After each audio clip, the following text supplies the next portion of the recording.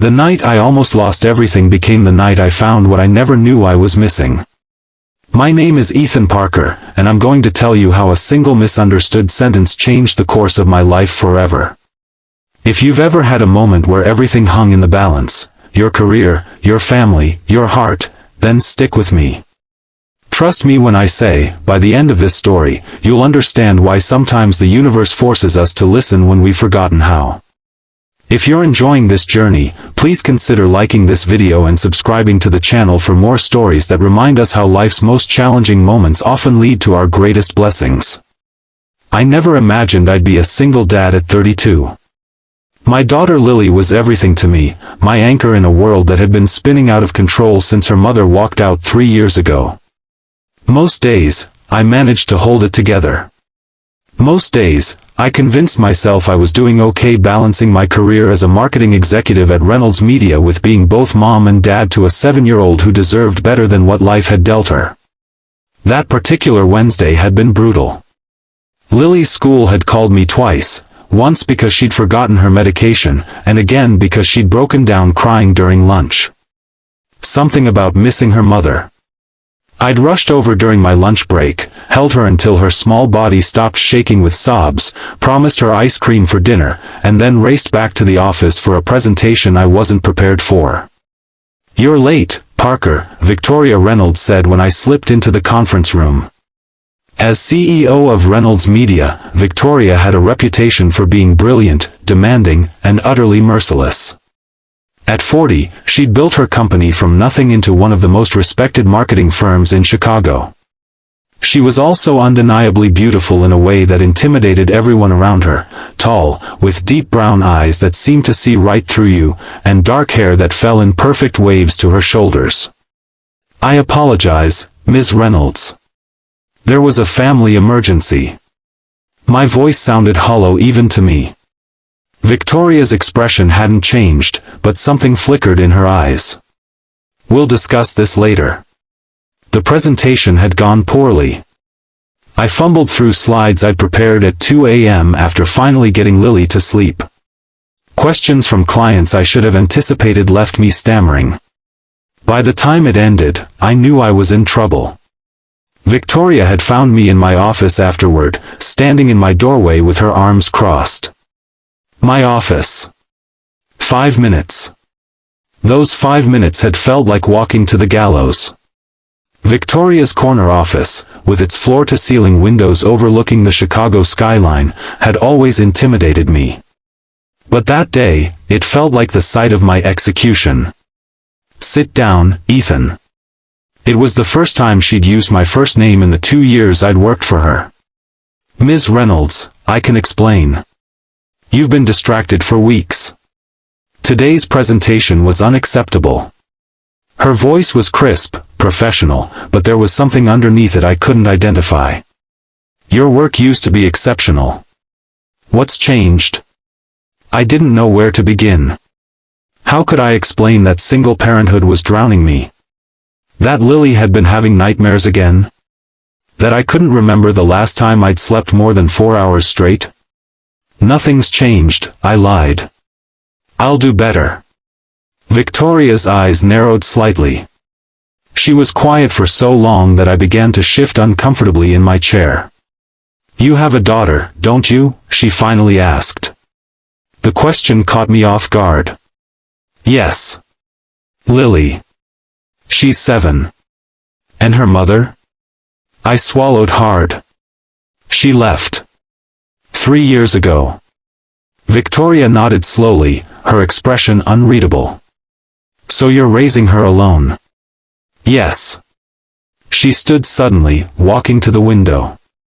The setting sun cast her in silhouette, making it impossible to read her face. "I need people I can count on, Ethan. People who are fully present." My stomach dropped. This was it. I was about to be fired. My mind raced to my mortgage, to Lily's school tuition, to the stack of medical bills on my kitchen counter. "Ms. Reynolds, please. I need this job." My voice cracked embarrassingly. "Lily needs." "It's nearly 8 o'clock, she interrupted, turning back to face me. Her expression had softened somehow. "When did you last eat?" I blinked, confused by the change in direction. I don't remember." Victoria sighed, suddenly looking tired in a way I'd never seen before. She reached for her designer coat and bag. Then she leaned close to me, her voice dropping to a near whisper. "Take me home, or you're fired." The words hit me like a physical blow. I stared at her, unable to process what she'd just said. Had Victoria Reynolds, my intimidating, professional boss, just propositioned me? Was this sexual harassment? Was she really threatening my job if I didn't, sleep with her? My shock must have shown on my face because Victoria's expression changed to one of confusion, then horror, then, unexpectedly, she laughed. It was a genuine laugh that transformed her face completely. "Oh God, Ethan. That's not," she shook her head, still smiling. "I meant let me give you a ride home. You look dead on your feet, and I don't think you should be driving. That's all." The relief that washed over me was so intense I nearly collapsed. "Oh. I thought." "I know what you thought," she said, her smile fading. "And I'm sorry for the confusion. That was terribly worded on my part." But there was something else in her eyes now, vulnerability that seemed entirely out of place on Victoria Reynolds' face. I'd later learn what I'd seen in that moment, loneliness that mirrored my own. "Thank you," I said. "But I have to pick up my daughter from the after-school program." Victoria nodded. "Then we'll pick her up together, and I'll take you both home. Please, Ethan. Let someone help you for once." I didn't understand then that Victoria wasn't just offering me a ride. She was begging to be let into a world where people needed each other, where the walls she'd built around herself might finally come down.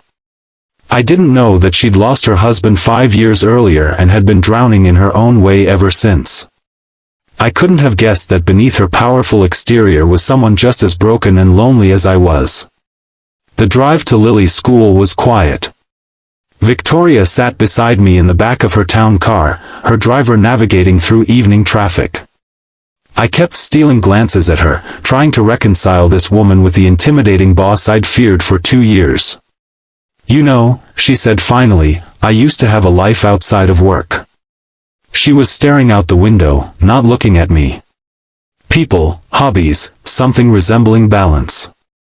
I didn't know how to respond. "Your daughter," she continued. "What's she like?" The question seemed so genuine that I found myself answering honestly. "She's amazing. Smarter than I'll ever be. Loves dinosaurs and space. Cries during dog food commercials because she thinks the puppies look sad." I smiled despite myself. She has her mother's eyes but thankfully not her ability to walk away from people who love her. Victoria turned to me then. "You're a good father, Ethan. I can tell by the way you talk about her." "I'm trying," I admitted. "Most days I feel like I'm failing her." "We're all failing at something," Victoria said softly. "Some of us are just better at hiding it than others."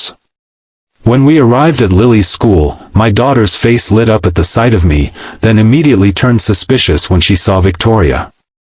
"Daddy, who's that?" she asked, clutching her backpack decorated with planets and stars. "This is Ms. Reynolds. My boss." Lily assessed Victoria with the unfiltered scrutiny only children can get away with. "You're pretty," she finally declared. "Are you and Daddy friends?" Victoria knelt down, bringing herself to Lily's level. It was such an unexpectedly gentle gesture that I felt something inside me shift. "I hope we can be," she said. "I heard you like ice cream for dinner sometimes." Lily's eyes widened. "Daddy promised some tonight because I was sad at lunch." Victoria looked up at me. "What do you think, Ethan? Can I join you for this ice cream dinner? I haven't had dessert for dinner in, well, possibly ever." That night changed everything. Victoria sat at my cluttered kitchen table, eating mint chocolate chip ice cream with Lily, who was excitedly explaining why Triceratops was superior to all other dinosaurs. Victoria listened with complete attention, asking questions that delighted my daughter. And I watched, bewildered, as my intimidating boss transformed into someone else entirely, someone warm, funny, and surprisingly gentle. After Lily went to bed, Victoria helped me clean up the kitchen. "Thank you," I said. "For tonight. For not firing me. For being kind to my daughter." Victoria paused, a dish towel in her hand. "Can I tell you something, Ethan?" I nodded. "I was going to promote you today." Before the presentation went sideways. She set the towel down carefully. "You're the most talented person on my team. But I've watched you burning yourself out for months, and today confirmed what I suspected: you're drowning." "I can handle it," I said automatically. "No one can handle everything alone. Trust me, I've tried." Victoria's voice was quiet but firm. "I lost my husband 5 years ago. Cancer. Fast and brutal. I threw myself into work because it was the only thing that made sense. I built an empire to avoid going home to an empty house." The confession stunned me. Victoria Reynolds, revealing personal pain? To me? I didn't know, I managed. No one does. She smiled sadly. "I don't talk about it. But watching you today, seeing how hard you're trying to hold everything together for your daughter, it reminded me of what matters. And what doesn't." Victoria took a step closer. "I'm not going to fire you, Ethan. But I am going to help you find balance. Starting with a schedule that lets you be there for Lily without sacrificing your career. And in return, perhaps you can remind me occasionally